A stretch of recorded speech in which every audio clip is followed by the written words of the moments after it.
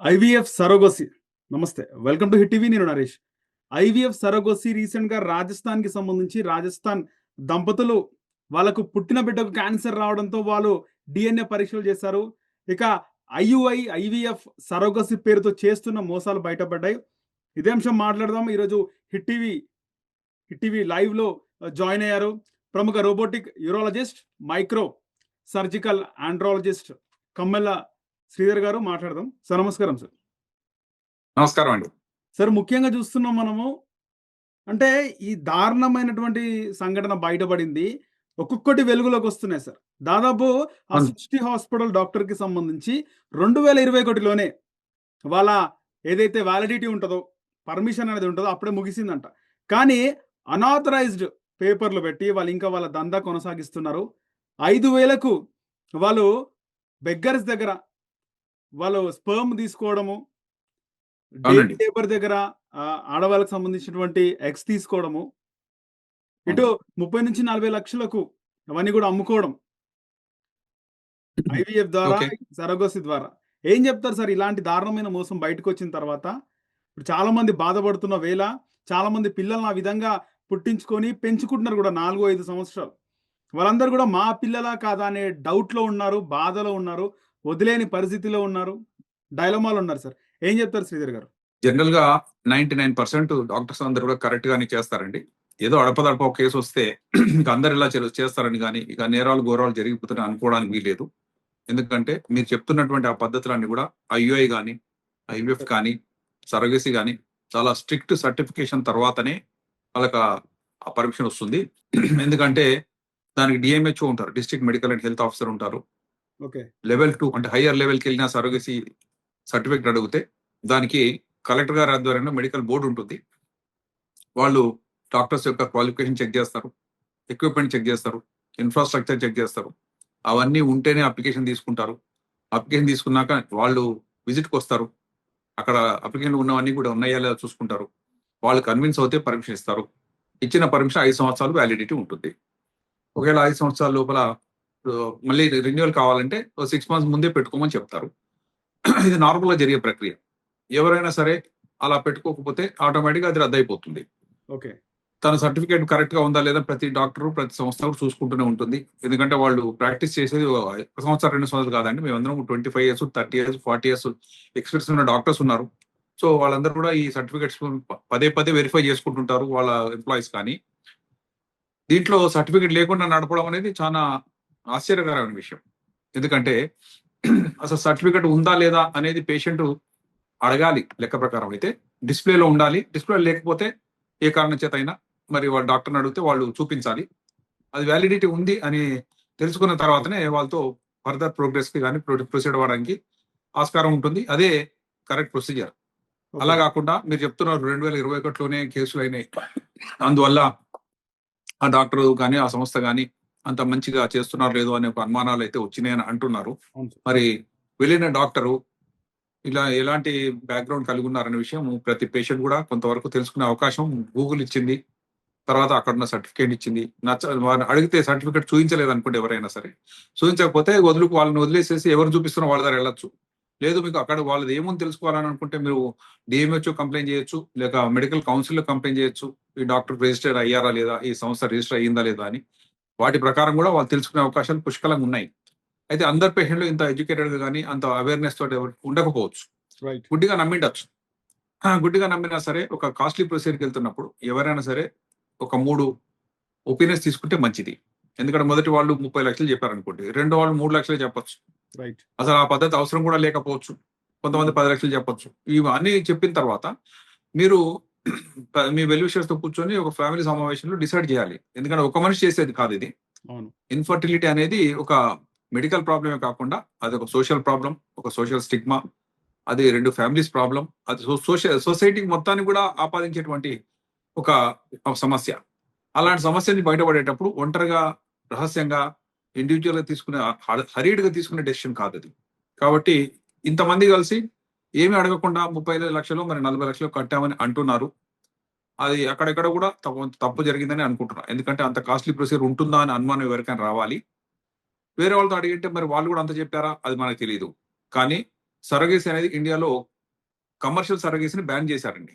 ఎవరైనా బ్యాన్ సరే చేశారు. టోటల్ గా బ్యాన్ చేశారు. ఏమి వ్యాలిడిటీ ఉంది అంటే అల్ట్రిస్టిక్ సరగేసి అంటారు. ఓకే. అది ఇష్టపూర్వకంగా, స్నేహపూర్వకంగా లేక అభిమానంతో, ప్రేమతో చేసేటువంటిది. అది రిలేటివ్స్ మధ్యలో మాత్రమే జరగాల్సిన సరగేసి. ఓకే. అంటే కజిన్ సిస్టర్స్ లేకపోతే ఆహ్, తోడికోడలు, లేక వదినమ్మలు, డిస్టెంట్ రిలేటివ్స్ ఇలాంటి వాళ్ళు వాళ్ళ మధ్యలో ఇది చేసుకునే అవకాశం ఉంది. వాళ్ళ మధ్యలో ఆర్థిక లావాదేవీలు ఉంటాయని కూడా అనుకోవట్లేదు. ఉంటే కూడా అది వాళ్ళ ఇంటర్నల్ సమస్య గానీ, అది ఒక లీగల్ సమస్యగా బయటకి రాదు. రైట్. ఎందుకంటే వాళ్ళే ఇష్టంగా వచ్చారు. మరి ఇన్‌ఫర్టైల్ కపుల్‌కి ఉన్న ఖర్చులేంటి? అంటే ఆ స్త్రీకి ప్రెగ్నెన్సీ వస్తే ఆమె ప్రెగ్నెన్సీ ఖర్చులన్నీ కూడా బేర్ చేయాలండి. ఆ ఓకే. 9 మంత్స్ ప్రెగ్నెన్సీ తర్వాత ఆమె రికవరీకి, ఆమెకు అయ్యేటువంటి ఫుడ్ ఖర్చు గాని, అకామిడేషన్ గాని, ఎందుకంటే క్లీన్ అట్మాస్ఫియర్‌లో ఉండాలని కోరుకుంటారు.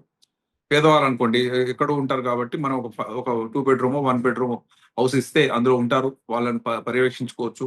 డాక్టర్ దగ్గర వెళ్తున్నారా లేదా? ఎందుకంటే పుట్టబోయేది ఇన్‌ఫర్టైల్ కపుల్ యొక్క భావితరం. కాబట్టి ఆ హ్మ్. స్వేచ్ఛ గాని, అవకాశం గాని వాళ్ళకుండాలి. హ్మ్. అయితే జనరల్ 2 రకాల సర్గేసి ఉందండి. ఒకటి క్లాసికల్ సర్గేసి. అంటే ఇన్‌ఫర్టైల్ కపుల్‌లో భర్త యొక్క స్పెర్మ్ తీసుకుంటారు. హ్మ్. భార్య యొక్క ఎగ్ తీసుకుంటారు. హ్మ్. రెంటి కలయికల్లో వచ్చినటువంటి పిండాన్ని సర్రోగేట్ మదర్‌లో ప్రవేశపెడతారు. ఓకే. ఇది ఒక పద్ధతి. ఇంకొకటి జెస్టేషన్ సర్రోగేసీ అంటారండి. అంటే పురుషుని యొక్క స్పెర్మ్ తీసుకుంటారు. హ్మ్. ఆయన భార్య అంటే ఇన్‌ఫర్టైల్ లేడీ అవుతుందో ఆమెకి ఎగ్స్ లేవు కాబట్టి, ఏ స్త్రీ అయితే మొయ్యబోతుందో ఆమె ఎగ్ తీసుకుంటారు. ఓకే. సో, ఇన్‌ఫర్టైల్ కపుల్ భర్త యొక్క స్పెర్మ్ మోస్తున్నటువంటి సర్రోగేట్ మదర్ యొక్క ఎగ్ తీసుకొని ఒక పిండం తయారు చేస్తారు. చేసి ఎవరైతే మొయ్యబోతుందో ఆమె గర్భసంచిలో ప్రవేశపెడతారు. ఈ 2 కూడా వాలిడే అండి. అదే అక్కడున్న పరిస్థితిని బట్టి స్పెర్మ్స్ ఉంటే సంతోషం. భార్యకి ఎగ్ లేకపోతే సర్రోగేట్ మదర్ నుంచి కూడా తీసుకునే అవకాశం ఉంది. రైట్. ఈ మొత్తం ప్రక్రియ అంతా కూడా కన్సెంట్ బేస్డ్‌గా ఉంటుంది. వీడియో కన్సెంట్ ఉంటుంది. లేక రిటర్న్ కన్సెంట్ చాలా డీటెయిల్‌గా ఉంటుంది. ఈ సర్రోగేట్ మదర్‌కి ఒక అడ్వొకేట్ ఉండాలి. ఇన్‌ఫర్టైల్ కపుల్‌కి ఒక అడ్వొకేట్ ఉండాలి. హ్మ్. పుట్టబోయే బిడ్డకు జరిగేటువంటి అతనికి ఉన్న వారసత్వపు హక్కులు గాని, అతని సంరక్షణ గాని తప్పనిసరిగా ఈ ఇన్‌ఫర్టైల్ కపుల్ తీసుకునే విధంగా ఉండాలి. ఎందుకంటే మోసినటువంటి స్త్రీ కేవలం మోస్తుందే తప్పితే, ఆ బిడ్డను పెంచుకోవడానికి ఆమె సిద్ధంగా ఉండదు. ఆమె భవిష్యత్తులో ఈ బిడ్డ నాదే అని పోరాడడానికి కూడా ఆమెకు హక్కులు లేకుండా డాక్యుమెంట్ ఉంటుంది. రైట్. కాబట్టి ఇది చాలా పకడ్బందీగా ఉండేటువంటి కౌన్సెలింగ్ ప్రక్రియ. ఇది అర్థం చేసుకొని ముందుకెళ్తే ఎటువంటి సమస్యలు రావండి. ప్లస్ ఎవరైతే బిడ్డను మోస్తున్నారో వాళ్ళని ఇన్‌ఫర్టైల్ కపుల్‌లో విజిట్ చేసే అవకాశం ఉండాలి. వాళ్ళెక్కడో ఉంటారో మనకు తెలీదు. వాళ్ళు బిడ్డ కన్నప్పుడే మీకిస్తాం. అది కరెక్ట్ కాదండి. ఎందుకంటే వాళ్ళిద్దరూ రిలేటివ్స్ కాబట్టి కలిసే అవకాశం ఉంటుంది.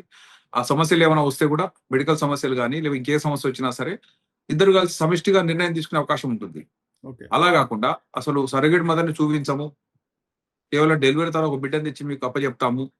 ఈ బిడ్డ మీదే అని చెప్పడం అనేది కూడా కరెక్ట్ కాదు. రైట్. సృష్టిలో అన్ని పుట్టినరోజు కూడా ఈ విధంగానే జరిగినాయని కూడా తెలుస్తుంది సార్. నిజమేనంటారా? ఉండొచ్చండి. అంటే మనం ఇన్వెస్టిగేషన్ జరుగుతున్నప్పుడు మనకి అన్ని డీటెయిల్స్ చెప్పరు గదా! రైట్. పోలీస్ ఇన్వెస్టిగేషన్ జరుగుతున్నప్పుడు వాళ్ళు గూడా మెల్లమెల్లగా వాళ్ళకి గూడా ఆశ్చర్యకర విషయాలు తెలుస్తుండొచ్చు. హ్మ్. తెలిసిన కొద్దీ వాళ్ళు ఒక ప్రెస్ మీట్ ద్వారా ఈ విధంగా మనకు తెలియజేస్తారు.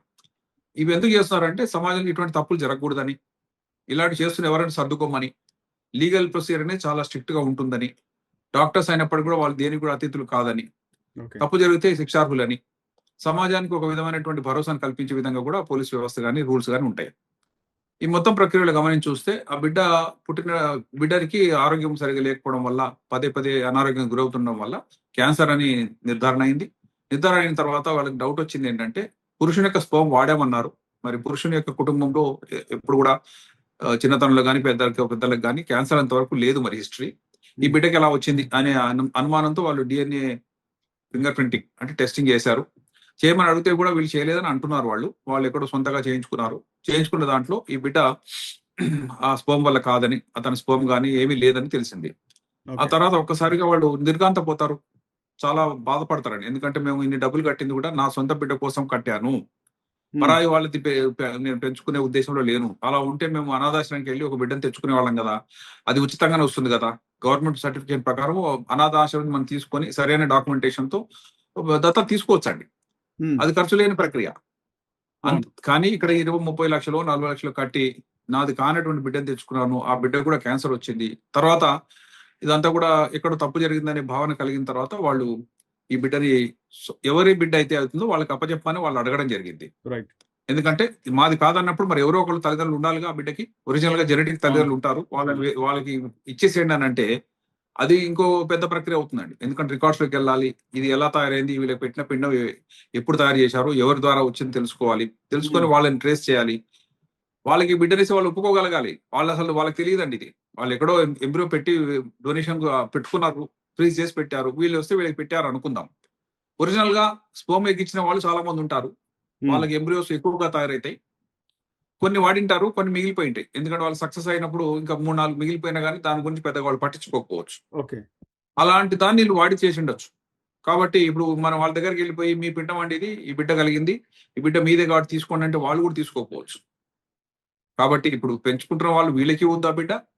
ఎవరైతే జెనెటిక్ మెటీరియల్ ఇచ్చారో వాళ్ళకి కూడా ఆ బిడ్డ తెలవకుండా జన్మించింది. బిడ్డ క్యాన్సర్ వచ్చింది. మరి సంరక్షణ ఎవరు చేస్తారు? అన్ని కూడా ముడిలాగానే కనబడుతున్నాయి. ఈ రైట్. క్రమంలో అంతు చిక్కక వాళ్ళు పోలీస్ స్టేషన్‌కి ఎళ్ళిండొచ్చు. మాకిలా జరిగింది. జరిగిన మోసం ఇది. బిడ్డ ఇక్కడుంది. మీరేం చేస్తారు ఈ బిడ్డని అని కూడా అడిగిండొచ్చు. మొత్తం ప్రక్రియలో సర్టిఫికేషన్ ఉందా లేదా ఒకటైతే సరైన ప్రొసీజర్ వాళ్ళు చేశారా లేదా? ఎంబ్రియో డొనేషన్ చేయడం అనేది తప్పు కాదండి. ఎంబ్రియో డొనేషన్ చాలా మందికి పిండం లేని పక్షంలో వాళ్ళు ఇతరులు ఇవ్వమని అడుగుతారు. ఓకే. అప్పుడు ఎంబ్రియో డొనేషన్ చేయొచ్చు. డొనేషన్ చేయొచ్చు. ఎందుకంటే కన్సెంట్ ఉంది. ఎవరో కొంతమంది ఉంటారు. వాళ్ళు తమ సొంతవి వాడేసుకున్న తర్వాత మిగిలినవి మాకు అక్కర్లేదు అనుకునే వాళ్ళు ఉంటారు. ఆ సమయంలో వాళ్ళ దగ్గర నుంచి కూడా పర్మిషన్ తీసుకోవచ్చు. అది వాళ్ళు కావాలంటే వాళ్ళకే ఇచ్చేస్తారండి. వాళ్ళ ఆచారాల ప్రకారం ఆ బిడ్డని పాతిపెట్టడమా లేకపోతే ఏం చేస్తారో వాళ్ళు చేసుకోవచ్చు. రోడ్డు మీద అలా పారేయకూడదు ఎంబ్రియోని. లేదు వాళ్ళు ఇంకొకళ్ళు ఎవరన్నా మాలాంటి ఇన్ఫర్టైల్ కపుల్ ఉంటే వాళ్ళకి ఇవ్వండి అని ఒప్పుకుంటే ఇచ్చేసేయొచ్చు. ఈ 2 విధాలుగా ఎంబ్రియో పెట్టుకోవచ్చు. కానీ వేరే వాళ్ళది మేము పెడుతున్నాం చెప్పకుండా మీదే అని చెప్పి పెట్టడమే ఇక్కడ జరిగిన తప్పు. రైట్. అలా జరిగింటే నిజంగా. ఇప్పుడు వాళ్ళు కోరుకుంటుంది తన భర్త యొక్క స్పెర్మ్ ద్వారా బిడ్డని అని అవును. కోరుకున్నప్పుడు, అవును. భర్తకు సంబంధం లేని బిడ్డని మీరు పెట్టారంటే ఎవరిదో ఎంబ్రియో పెట్టారు. ఆ పెట్టడానికి వీళ్ళ కన్సెంట్ ఉందా? అలా పెడుతున్నారని తెలిస్తే వీళ్ళు 30,00,000 కడతారా? 40,00,000 కడతారా? అనేది క్వెషన్. హ్మ్. ఇప్పుడు వేరే వాళ్ళు తీసుకునేటప్పుడు అంత ఖర్చు ఉండదండి. ఎంబ్రియో డొనేషన్ తీసుకునేటప్పుడు అంత ఖర్చు ఉండదు. ఎందుకంటే ఎంబ్రియో ఎంతుండొచ్చు తయారై ఖర్చు? ఉంది. జనరల్‌గా ఐవీఎఫ్‌లో 1,50,000 2,00,000 అవుతుంటుందండి. ఓకే. ఎవరైనా సరే హై రిస్క్ ప్రాబ్లమ్స్ ఉన్నాయి. ఏమన్నా ఉంటే అలాంటి వాటికి ఓ ₹1,00,000 అవుతే అవ్వచ్చు. ఓకే. కానీ 30,00,000, 40,00,000 అయ్యే ప్రొసీజర్‌లయితే లేవు దీంట్లో. సరగేసులయితే అసలు ఎట్టి పరిస్థితిలో మీరు కమర్షియలైజ్ చేయకూడదు కాబట్టి, దాంట్లో అదనంగా ఖర్చు రావడం కూడా లేదు. ఓకే. ప్రెగ్నెన్సీ ఖర్చులు రావాలి. ఐవీఎఫ్ చేసే ఖర్చులు రావాలి. హ్మ్. ఇవో 2,00,000 అవి 2,00,000 తీసుకుందామండి మాక్సిమం. పోనీ 5,00,000 తీసుకుందాం. అవన్నీ కూడా ట్రాన్స్‌పరెంట్‌గా చెప్పి మరీ చేసుకోవాలి. హ్మ్. కానీ భారీ మొత్తం కలెక్ట్ చేసి, పోనీ అంత కలెక్ట్ చేస్తే సొంత స్పెర్మ్ వాడారా అంటే అప్పుడు కూడా పేషెంట్ సైలెంట్‌గా ఉండేవాడేమో అని నాకు అనుమానం ఉంది. పోతే పోయిన డబ్బులు నాకైతే వారసుడు దొరికాడు కదా అనుకోవచ్చు. హ్మ్. కానీ తనది లేదని చెప్పినప్పుడు ఒక రూపాయి కూడా ఖర్చు పెట్టడానికి ఎవరు ఇష్టపడరు. అంతకు మించి కోపం వస్తుంది. కక్షపూరితమైన ధోరణి వస్తుంది. ఎలాగైనా శిక్ష పడాలి వీళ్ళకనేటువంటి మనస్పర్ధలు వాడుతూ వచ్చేసారు వాళ్ళు. దీనంతటికి కారణం ఎక్కడో స్టార్టింగ్ నుంచి జరిగినటువంటి తప్పులే అండి. ఎందుకంటే ఇల్లీగాలిటీ అనేది ఒక స్టెప్‌లో ఉండదు. అనేక స్టెప్స్‌లో జరుగుతూ జరుగుతూ వచ్చి ఇలా పరిణమించిందది. అయితే గవర్నమెంట్ వాళ్ళు ఇచ్చిన రూల్స్‌ని వీళ్ళు ఎందుకు ఫాలో కాలేదని, వాళ్ళకి సర్టిఫికేట్ ఇప్పుడు లేదని మీరు అంటున్నారు. వార్తలొస్తున్నాయి. అవును సార్. లేకుండా ఆ! లో లేకుండా ఎలా నడిపిస్తున్నారు అనేది question. You right. Should have something. Patient ఎందుకు అడగలేదు? పేషెంట్‌కి ఏమి అంటే చెప్పకుండా వాళ్ళ అంత నకిలీ రహస్యంగా పత్రాలున్నాయి. 21లోనే వాళ్ళది ఎండ్ అయిపోయింది అంటే అని తెలుసు. 21లో అయిపోయినోళ్ళు 25లో సర్టిఫికేట్ చూయించలేరండి? అంటే అలా ఎడిటింగ్ చేశారని మీరు అంటున్నారా? ఆ! నకిలీ ఎడిటింగ్ అంటే పత్రాలు నకిలీకి సంబంధించి నకిలీ పేపర్స్ పెట్టుకున్నారు. Permission papers.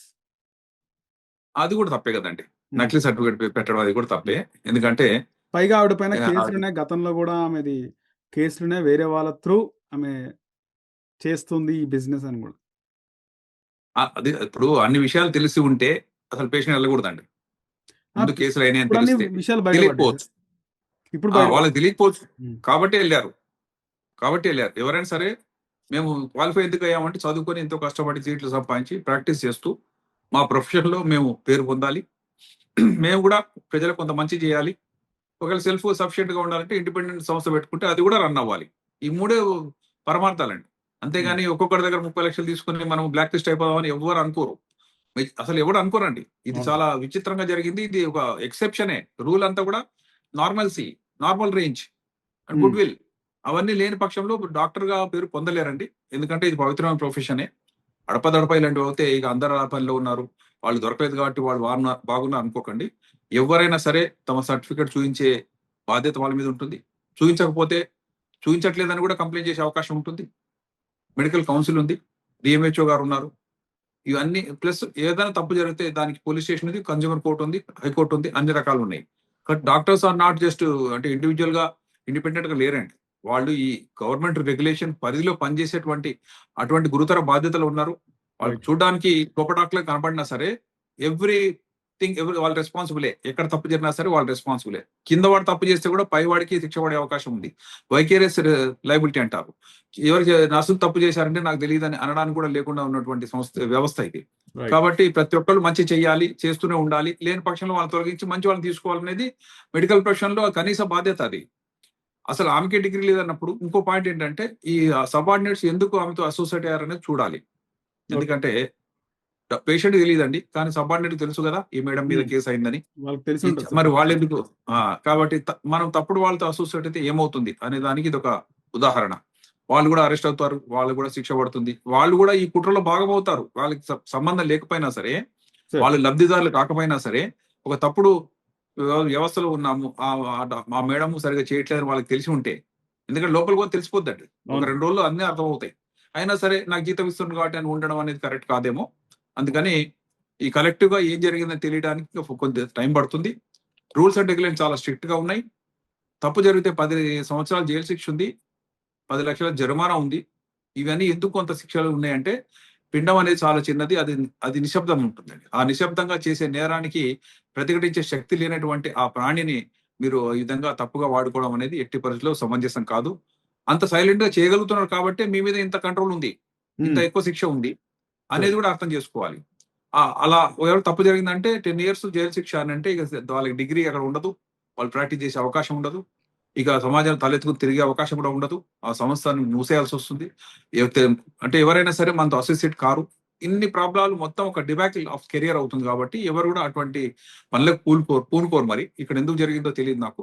కానీ రకరకాల విషయాలు అంటే స్పోమ్ సేకరించి అక్కడ పంపించడం, ఇక్కడ పంపించడం, ఇవన్నీ కూడా వినడానికి కూడా కొంచెం బాగలేవండి. ఎందుకంటే సెమెన్ అనేది స్వచ్ఛందంగా ఇచ్చేది, దాని ఖర్చు లేకుండా సేకరించవచ్చు. ఎందుకంటే వాలంటరీ డోనర్స్ ఉంటారు. తీసుకునే వాళ్ళకి కూడా ఆరోగ్య ప్రమాణాలు చెక్ చేస్తాం. వాళ్ళ ఇన్ఫెక్షన్స్ ఏమైనా ఉన్నాయా, హెచ్ఐవి ఉందా, హెపటైటిస్ బి ఉందా, వాళ్ళ ఫ్యామిలీ హిస్టరీ ఎలా ఉంది, హైట్ వెయిట్ నార్మల్ ఉందా, ఎడ్యుకేటెడ్ స్టేటస్ ఏముంది, ఒక డిగ్రీ అయినా చదివాడా, ఇలాంటి సింపుల్ థింగ్స్ మనం చూసుకున్నాకనే తీసుకోవాలి. మొదటి విజిట్లో తీసుకోకూడదండి. ఫస్ట్ టైం వచ్చినాక అన్ని టెస్ట్లు అయినాక సెకండ్ టైం మళ్ళీ చేస్తాం. ఎందుకంటే కొన్ని జబ్బులకు ఇంక్యుబేషన్ పీరియడ్ ఉంటుంది. ఆ రోజున వాళ్ళకి జబ్బు డిటెక్ట్ కాకపోయినా 3 నెలలకు మళ్ళీ వచ్చినప్పుడు అప్పుడు డిటెక్ట్ అవుతుంది హెచ్ఐవి అనేది. సో అలాంటి కొన్ని హిడెన్ జబ్బులను కూడా మనం పరిగణలోకి తీసుకుంటూ సెకండ్ టైం చేసిన టెస్ట్ల ద్వారా అంతా నార్మల్ గా ఉంటే అప్పుడు సెమెన్ సేకరించాలి.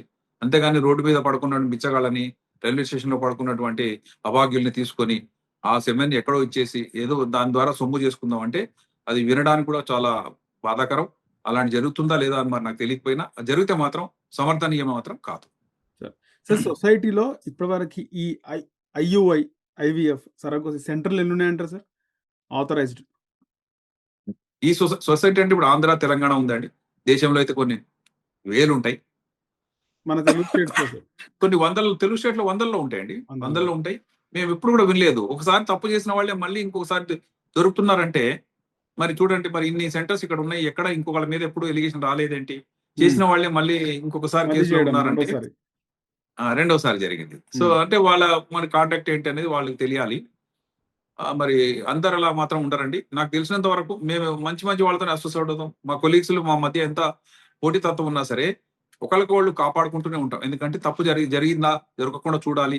ఏదైనా కష్టం వస్తే ఇంకొకళ్ళ ఒపీనియన్ అడగడం, వాళ్ళ ద్వారా గైడెన్స్ పొందడం తప్పితే మనం తప్పు చేసేసి తప్పించుకుందామని అనుకుంటే మాత్రం అది జరగదు. ఎందుకంటే ప్రస్తుతం ఉన్నటువంటి మీడియా కానీ, ప్రస్తుతం ఉన్నటువంటి అనేక ఇన్వెస్టిగేటివ్ ఏజెన్సీస్ కానీ తప్పు జరగనివ్వండి, జరిగిన వాడిని మాత్రం వదిలిపెట్టవు అనేది ప్రతి ఒక్కరు తెలుసుకోవాలి. అది డాక్టర్సే కాదు, ఏ ప్రొఫెషన్ ఉన్న వాళ్ళకైనా సరే ఒక ఇల్లీగల్ యాక్టివిటీ అనేది ఎట్టి పరిలో కొనసాగించలేము. అది బయటపడే వరకే మనం దొరలా తిరిగే అవకాశం ఉంటుందేమో కానీ అది క్షణికంగా ఉంటుంది. లైఫ్ అనేది చాలా లాంగ్ ఉంటుందండి. కెరియర్ ఒక్కొక్కరికి 35-40 years ఉంటుంది. వాళ్ళు ఇలాంటి పని చేసిన తర్వాత అంతనే ఒక క్షణంలో సర్వనాశనం అవ్వడం అనేది ఏ మనిషి ఇష్టపడడు. ఇష్టపడి చేశారా, మరి తెలియక ఎవరు తెలియదు అనుకుని చేశారా అనేది వాళ్ళకే తెలియాలి. కానీ రెండవసారి తప్పు జరగడం అనేది జనరల్ గా అదే తరహాలో అదే టైప్ ఆఫ్ ప్రాక్టీస్ లో జరిగిందని అంటే మేబీ దాంట్లో కారణాలు వెతకాల్సి ఉంటుంది. నేను యాక్చువల్లీ అక్కడ ఉన్న ఎంప్లాయీస్ ఎవరైతే ఉన్నారో, మిగతా వాళ్ళని అరెస్ట్ చేసిన వాళ్ళు ఎవరైతే ఉన్నారో 8 మెంబర్స్ ఎవరు ఉన్నారు, అవును సార్. వాళ్ళని చూసి నేను బాధపడుతున్నాను. అరే రే, వీళ్ళంతా పని చేసి ఉంటారు, కానీ అక్కడ ఉద్యోగం చేయడం అనేది వాళ్ళ దగ్గర తప్పైందా, మరి వాళ్ళు విషయం తెలుసుకోక అలా ఉన్నారా, లేకపోతే ఇక ఎక్కడ ఉద్యోగం దొరక అక్కడ ఉన్నారో తెలియదు. కానీ తప్పు జరిగే చోట ఎవరు ఉండకూడదండి. తప్పు జరుగుతుంది అని మనకు కొద్దిపాటి వాసన వచ్చినా సరే, ఒక ఎంప్లాయీ వాళ్ళు ఎవరైనా కావచ్చు, ల్యాబ్ టెక్నీషియనే కావచ్చు, ఎంబ్రాలజిస్టే కావచ్చు, గైనకాలజిస్టే కావచ్చు, కౌన్సిలర్స్ కూడా కావచ్చు, మా సంస్థలో ఇలా జరుగుతుంది, ఇది కరెక్ట్ కాదేమో, లీగల్ గా కాదేమో అని అనుకుంటే వెంటనే అక్కడి నుంచి విత్డ్రా కావడం అనేది కూడా మన యొక్క తెలివితేటలకు నిదర్శనం. అంతేగాని వాళ్ళు ఏం చేస్తే మనకేంటి, మన జీతం మనకు వస్తుంది కదా అనే ఫీలింగ్ లో ఉంటే మాత్రం ఇలాంటి దుర్ఘటనలో మనం ఇరుక్కునే అవకాశాలు తప్పకుండా ఉంటాయి. సార్, సార్ ఫైనల్‌గా జనాల మైండ్ సెట్ ఎట్లుందంటారు సార్? ఇలాంటి ఘటన బయటపడిన తర్వాత ఎవరైనా ఈ ఐవీఎఫ్ సెంటర్‌లకి లేదా సరగోసి ద్వారా బిడ్డలను కనాలనుకున్న వాళ్ళకి వాళ్ళ మైండ్ సెట్ ఎట్లా ఉంటది? అప్రోచ్ అవుతారా? మంచి వాళ్ళని కూడా నమ్మలేరు కదా! అలా ఏం లేదండి. హ్మ్. ఇప్పుడు మెజారిటీ అంతా బానే చేస్తున్నారు. ఒకళ్ళిద్దరు అలా చేస్తుంటే, నేను చెప్పినట్టుగా మాతృత్వం అనేది ఒక వరము. అవును సార్. మన ఇంట్లో పసిపాపడు పాకులాడాలనే ఆశ అందరికి ఉంటుంది.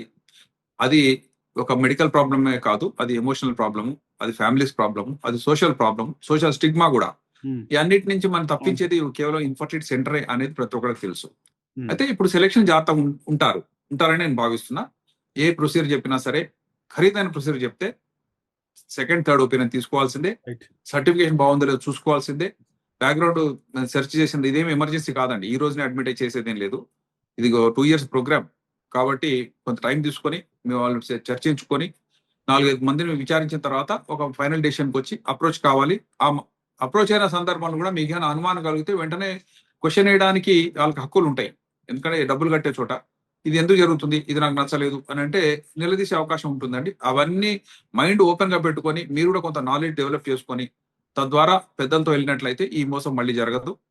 మంచి టర్నోవర్ ఉన్న ప్లేసెస్‌లో మంచి జరుగుతుందని నా అభిప్రాయం అండి. ఎందుకంటే సక్సెస్ అవుతేనే మళ్ళీ కొత్త వాళ్ళు ఇండ్యూస్ అవుతారు, ఇన్‌స్పైర్ అవుతారు. అంతేగాని ఈ ఒక్క పేషెంట్ ఇలా జరిగిన తర్వాత ఎంత మంచి పనులు చేసావని చెప్పినా సరే, ఈ మిగతా వాడి కాన్ఫిడెన్స్ బిల్డ్ కాదు. కాబట్టి ప్రతి పేషెంట్ కూడా టర్నోవర్ ఎలా ఉంది, ఎక్స్‌పీరియన్స్ ఎలా ఉంది, పాస్ట్ హిస్టరీ ఎలా ఉంది, వీళ్ళు క్రిమినల్ కేసెస్‌లో ఉన్నారా, సర్టిఫికేషన్ వ్యాలిడిటీ ఉందా, వచ్చిన పేషెంట్ మిగతా పాత పేషెంట్‌ని కూడా అడగడం, అక్కడ పక్కనోళ్ళని అడిగితే విషయాలు తెలిసిపోతాయండి. అవన్నీ జాగ్రత్త తీసుకుంటే still IVF is a good procedure. IVF వచ్చినప్పుడు అది స్ఫూర్తి ప్రదాత డాక్టర్ ఎడ్వర్డ్స్ అని ఆయన 1978లో సక్సెస్ అయ్యారు. ఆయనకు 2012లో నోబెల్ ప్రైజ్ కూడా ఇచ్చారు. ఎందుకంటే ఎవరు చేయనటువంటిది సృష్టికి ప్రతి సృష్టి చేసావయ్యా నువ్వు అని చెప్పి ఇచ్చారు. దాని సక్సెస్ రేటు అప్పుడు 18% ఉండేది. ఇప్పుడు 40-50% ఉంది. ఇన్ఫర్టిలిటీలో సక్సెస్ కంటే కూడా ఫెయిల్యూర్ ఎక్కువ ఉందని అంటారండి. రైట్. ఆ కౌన్సిలింగ్ కరెక్ట్ గా చేసుకుని అది అర్థం చేసుకున్న వాళ్ళకి మాత్రమే మేము చేస్తాం. లేకపోతే 100% అవుతుందని కొంతమంది వచ్చి నా డబ్బులు వేస్ట్ అనుకునే వాళ్ళు ఉంటారు. కాబట్టి ఇన్ఫర్టిలిటీలో కౌన్సిలింగ్ చాలా ముఖ్యం. ఫెయిల్యూర్ అయితే తట్టుకునేటువంటి మనస్తత్వం కల వాళ్ళకి మాత్రమే ట్రీట్మెంట్ ఇవ్వాలనేది మా రూలు. మంచి డాక్టర్ మాత్రం సెలెక్ట్ చేసుకునేది వాళ్ళ రూల్ గా ఉండాలి. అత్యంత జాగ్రత్తతో ఉంటే ఐవీఎఫ్ సెంటర్స్ కూడా మంచి చేయడానికి ఉన్నాయి. It's a good super speciality also. ప్రపంచవ్యాప్తంగా అనేక చోట్ల పేరు పొందిన డాక్టర్స్ వచ్చి మన ఇండియాలో కూడా ప్రాక్టీస్ చేస్తున్నారు. మరి వాళ్ళందరూ కూడా ఇలాంటి ఇల్లీగల్ పనులు చేస్తారని భావించాల్సిన అక్కర్లేదు. పేషెంట్ కొంత కాషియస్‌నెస్ ఉండాలి. గవర్నమెంట్ రెగ్యులేషన్ కూడా కంపల్సరీ ఉంది కాబట్టి, మనం ప్రశ్నించే గుణం అయితే ఉండాలండి. రైట్. తప్పు జరుగుతుందా అని డౌట్ ఉండాలి. ప్రశ్నించితే ఒకవేళ ప్రశ్నకి ఆన్సర్ ఇవ్వకపోతే మీరు వదిలేసి ఇంకో చోట వెళ్ళొచ్చు. ఏ వ్యక్తి కూడా మిమ్మల్ని చివరిదాకా ఉండమని ప్రోత్సహించి గాని, లేదా ఒత్తిడి తెచ్చే అవకాశం ఎక్కడా లేదండి. ఎందుకంటే ఇది వాలంటరీ ప్రాక్టీస్. Patient yes. ఇష్టపడితే వస్తాడు. కాబట్టి ఆ మాత్రం మీరు తెలుసుకోవాలి. మీ హక్కులు తెలుసుకోండి. తప్పు జరుగుతుందంటే దాన్ని వేలెత్తి చూపించండి. లేకపోతే ఆ ప్రదేశం వదిలేసి ఇంకో చోటకెళ్ళండి. మంచి డాక్టర్లు కోకొల్లలుగా ఉన్నారు. నాకు తెలిసిన వందలాది మంది మంచి సెంటర్స్ ఉన్నాయి. ఎక్కడికెళ్ళినా సరే మంచిగా చేస్తారు. ఓ చోట సక్సెస్ కాలేదంటే వాళ్ళు చెడ్డగా చేశారని కూడా నేను భావించను. అప్పుడు ఫెయిల్ అయింది. మరి ఇంకో చోట సక్సెస్ అవుతుందని ఆశతో పేషెంట్లు ఒకరి నుంచి కూడా వెళ్తారు తప్పితే, ఇల్లీగల్ యాక్టివిటీ మాత్రం జనరల్ గా ఎవరు చేయరండి. ఇల్లీగల్ యాక్టివిటీ అనేది మన పతనానికి నాంది. యెస్. అదే ఇక్కడ జరిగిందని నేను భావిస్తాను. Right sir. మంచి ఇన్ఫర్మేషన్ షేర్ చేసినందుకు ధన్యవాదాలు సార్ మీకు హిట్ టీవీ తరపున. వెల్కమ్. హిట్ టీవీ యాప్ ఇందులో short news, live news, entertainment shows, movies, digital magazines తో పాటు మీ జిల్లా వార్తలను కూడా ఫ్రీగా చూడొచ్చు. ఇంకెందుకు ఆలస్యం, వెంటనే హిట్ టీవీ యాప్ ని డౌన్లోడ్ చేసుకుని ఫ్రీగా ఎంటర్టైన్మెంట్ పొందండి. Hit TV app. Hit TV app. Please download Hit TV app. Hit TV యాప్ని ఫ్రీగా డౌన్లోడ్ చేసుకొని ఎంజాయ్ చేయండి. మీకు నచ్చిన ఎంటర్టైన్మెంట్ కోసం హిట్ టీవీ యాప్ ని ఫ్రీగా డౌన్లోడ్ చేసుకుని ఎంజాయ్ చేయండి. హిట్ టీవీ యాప్ని డౌన్లోడ్ చేసుకుని ఆస్వాదించండి, ఆశీర్వదించండి. ఇంతమంది సెలబ్రిటీలు హిట్ టీవీ యాప్ ని డౌన్లోడ్ చేసుకోండి అని చెప్తున్నారంటే ఎంత మంచి యాప్ ఆలోచించండి. అమెరికా అమెరికా అమెరికా అమెరికాలో చదవాలనుకునే వాళ్ళకి విశ్వసనీయమైన పేరు మన శౌర్య కన్సల్టెన్సీ. UK లో 1 year masters, UK లో 1 year masters, 2 years work permit up to 5 years visa. Contact Saurya Consultancy. Contact 89851 89851.